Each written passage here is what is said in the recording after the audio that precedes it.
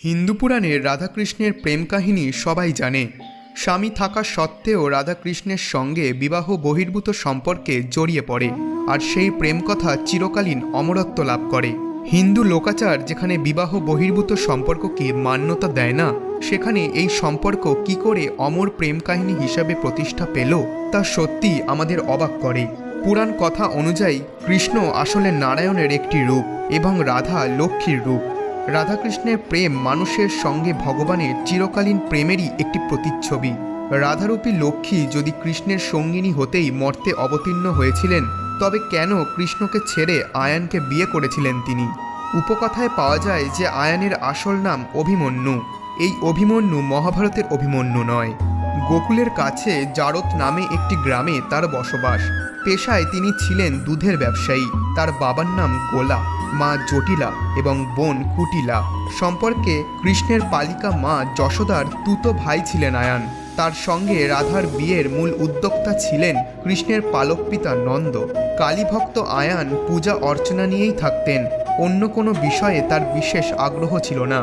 বেশিরভাগ লোককথা অনুযায়ী আয়ান নপুংসক ছিলেন।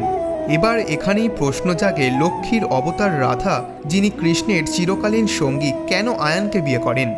লোককথা বলছে যে গত জন্মে আয়ান লক্ষ্মী দেবীকে স্ত্রী হিসাবে পেতে ভীষণ তপস্যা শুরু করেন, কিন্তু তাকে এই বর দেওয়া সম্ভব নয় বলে জানিয়ে দেন নারায়ণ।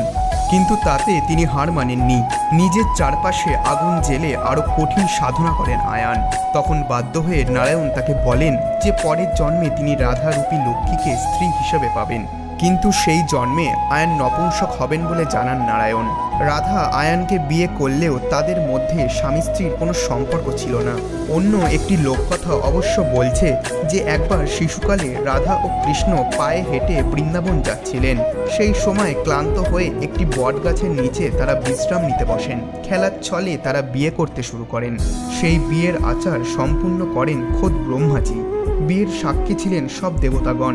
কৃষ্ণের সঙ্গে আগেই বিয়ে হয়ে যাওয়ায় আয়ানের সঙ্গে রাধার বিয়ে বৈধ নয় বলেও জানাচ্ছে কোনো কোনো লোককথা। এই লোককথা রাধা ও কৃষ্ণের সম্পর্ককে বিবাহ বহির্ভূত বলতে রাজি নয়। নারায়ণের দেওয়া সেই বরদানের কারণেই পরবর্তী জন্মে রাধা আয়ানকে বিবাহ করেন।